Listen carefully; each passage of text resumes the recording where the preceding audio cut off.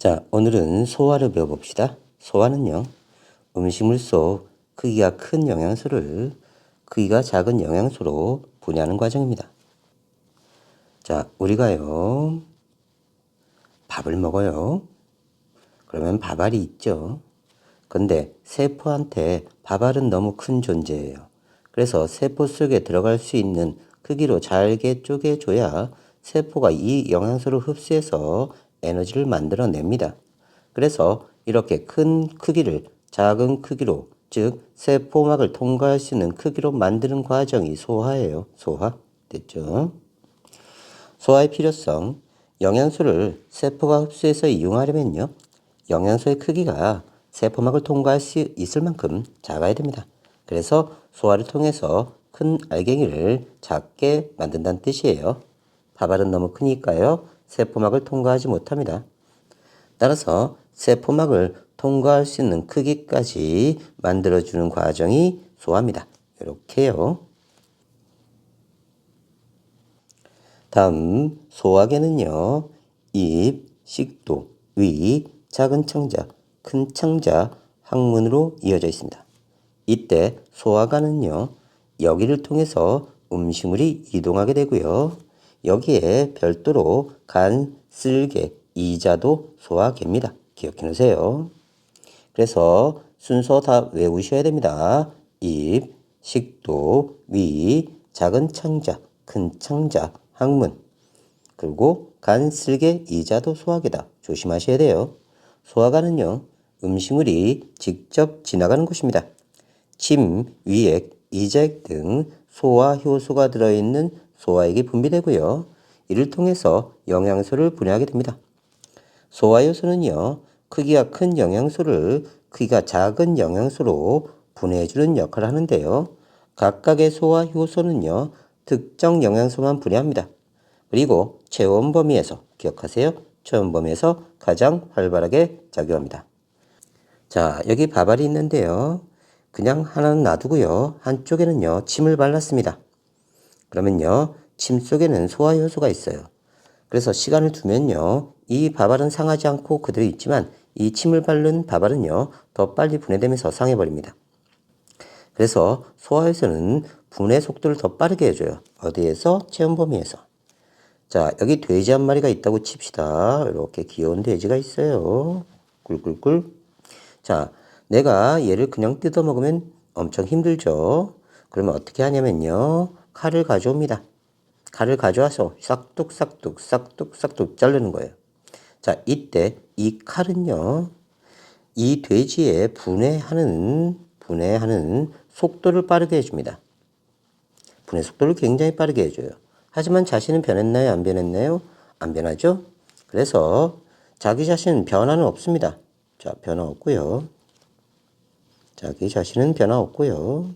분해 속도 빠르게 해줍니다. 분해 속도는 빠르게. 자, 하지만 반응물의 양이나 생성물의 양은요, 변화가 없어요. 이렇게 칼 같은 역할을 하는 걸 우리가 촉매라고 합니다. 촉매. 이 촉매 중에 생체 내에 작용하는 촉매가 있어요. 생체 내에 작용하는 촉매. 이걸 우리가 효소라고 하고요. 이 효소 중에 소화에 관여하는 게 소화효소입니다. 그러니까 소화효소는 일종의 촉매예요. 생체 내에 작용하는 촉매. 촉매는 무슨 역할을 한다고요? 그렇죠. 분해 속도를 빠르게 해줍니다. 분해 속도를 빠르게 해준다. 기억해 놓으세요. 그래서 소화효소는요, 단백질로 구성되어 있는데요. 얘가 체온 범위를 벗어나면 변성이 돼요. 그래서 체온 범위에서 가장 활발하게 작용한다. 기억해 놓고요. 됐죠? 다음, 음식물을 잘 씹으면요, 소화가 잘 됩니다. 왜냐하면 크기가 작아진 음식물은요, 소화액과 닿는 표면적이 커져서 소화가 잘 돼요. 우리가 눈깔 사탕 하나를 입에 물고 웅얼웅얼 하다 보면요, 조금씩 녹죠. 그러면 성질이 급한 선생님 같은 사람들은요, 이빨로 깨물어 버려요. 그럼 잘게 쪼개지죠. 자, 아까 눈칼 사탕의 표면적은 이 정도였지만요, 잘게 쪼개면요, 표면적이 점점점 커집니다. 그래서 소화효소와 닿는 면적이 넓어지기 때문에 잘게 쪼갤수록 빨리 분해할 수 있는 거예요. 그래서 음식물을 잘 씹으면 소화가 잘 된다. 이것은 표면적이 넓어져서 소화 요소가 더 많이 접촉하면서 소화가 빨리 되는 겁니다. 됐죠? 자, 이번에는 소화 과정을 봅시다. 입, 식도, 위, 작은 창자, 큰 창자, 항문으로 이어집니다. 입에서는요, 음식물을 이로 잘게 부숴요. 그 다음에 침과 골고루 섞고요. 탄수화물, 녹말을 분해합니다. 침샘에서 나오는 침은요, 녹말 분해 요소가 들어있는 침을 분비하게 되고요. 다음 식도는요, 입과 위를 연결하는 가늘고 긴 관입니다. 그래서 밥이 들어오면요, 입에서 잘게 씹고요, 식도를 통해서 갑니다. 식도를 거치면 위를 거치고요, 위를 거치면 십이장을 거쳐서 소장으로 갑니다. 소장을 거쳐서 대장을 거쳐서 항문을 통해서 찌꺼기를 몸 밖으로 배출하게 돼요. 그 다음에 간에 쓸개가 붙어 있고요. 얘네들은 모두 십이지장에 연결되어 있습니다. 이자도 그렇고요. 쓸개도 그렇고요. 됐죠? 얘네들이 다 소화계입니다. 소화계. 소화계. 됐죠? 이때 간, 쓸개, 이자는요. 음식물이 지나가는 통로는 아닙니다. 그 옆에 붙어 있지만요. 얘네들은 소화계에 해당됩니다. 자, 이제 식도를 거쳤으니까요. 위로 갈 거예요. 여기죠? 자, 주머니 모양이고요. 위샘에서 단백질, 소화효소가 들어있는 위액을 분비합니다.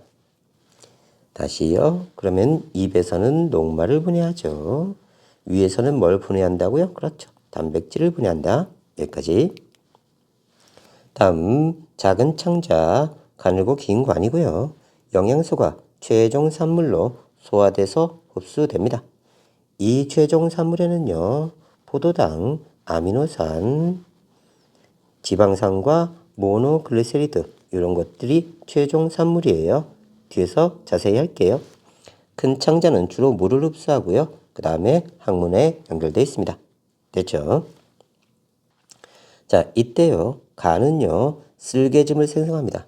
간에서 생성된 쓸개즙이 쓸개에 임시 저장되어 있습니다. 영양소를 저장하고요. 간은요. 독성물질 해독합니다. 하지만 소화계예요. 쓸개는요. 간에서 생성된 쓸개즙을 저장했다가 소장으로 분비합니다. 자, 12장으로 분비하지 않습니까? 그냥 소장으로 보세요. 됐죠? 이자는요. 녹말, 단백질, 지방에 소화효소가 모두 있는 이자액을 소장으로 분비합니다. 이자액과 쓸개즙은요. 소장의 시작 부분인 12지장으로 분비합니다. 그러니까 12지장을 그냥 소장으로 보시면 돼요. 쓸개즙은요. 간에서 생성되고요. 쓸개에 저장됐다가 12지장으로 분비합니다. 작용은 어디서 한다고요? 소장에서 한다고요. 소장. 됐죠? 그리고 대장은 주로 물을 흡수하는 역할을 해요. 일단 여기까지요. 자, 이제 하나씩 자세히 해봅시다. 입을 통해서 식도로 가고요. 위를 거쳐서 작은 창자, 큰 창자, 항문까지 가게 됩니다. 입에서는 녹말이 주로 분해되고요. 위에서는 단백질이 분해되고요. 다음 작은 창자는요. 녹말, 단백질, 지방을 다 분해해서 소화시킵니다. 일단 입부터 봅시다. 입은요. 탄수화물, 녹말이 처음 소화되는 기관이에요. 그래서 탄수화물을 분해하는데요. 침에는 아밀레이스라는 소화효소가 있는데요. 얘는 녹말을 엿당으로 분해합니다. 녹말은 굉장히 긴 분자예요. 이걸 끊어서 이당류인 엿당을 만듭니다. 이때 녹말은 단맛이 없고요. 엿당은 단맛이 있어요. 그래서 밥을 오래 씹으면요. 단맛이 나는 이유가요. 녹말이 엿당으로 변해서 그래요. 그래서 외울 때는요. 엿을 먹으면요. 녹아요. 엿이 녹아요. 자, 엿. 엿 녹는다. 입속에서. 자, 침에 엿이 녹아엿. 됐죠?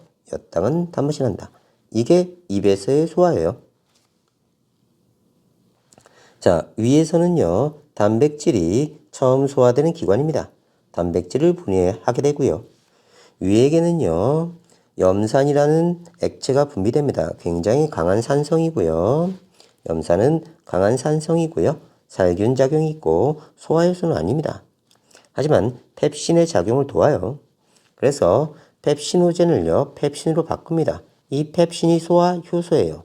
자, 현재 교과서에서는 펩시노젠이 안 나오니까요, 외우지 않으셔도 되고요. 그냥 염산이 펩신의 작용을 돕는다. 요 정도 외워두시면 되고요. 그러면 단백질이요, 펩신에 의해서 중간 단계 단백질로 됩니다. 펩토는 옛날 교과서에 나오던 건데요. 자, 일단 이렇게 외웁시다. 펩토는 중간 단계 단백질이다. 펩토는 중간 단계 단백질. 됐죠? 자, 중간 단계 단백질이 만들어진다. 그래서 단백질은 이렇게 쭉 이어진 긴 사슬 모양이에요. 이걸 중간중간 끊어서 중간 단계 단백질을 만든다. 펩톤을 만든다. 단페펩. 누가요? 펩신이요. 펩신은 소화효소다. 됐죠? 다음 작은 청자는요, 이자액, 쓸개즙, 소장의 소화효소에 의해 녹말, 단백질, 지방이 모두 분해됩니다. 최종적으로요. 이자액은 아밀레이스, 녹말 분해 효소, 트립신, 단백질 분해 효소, 라이페이스, 지방 분해 효소가 들어있어요. 자, 그래서 우리가 이자 받으면서 살면 인생이 아트라 이렇게 외워요.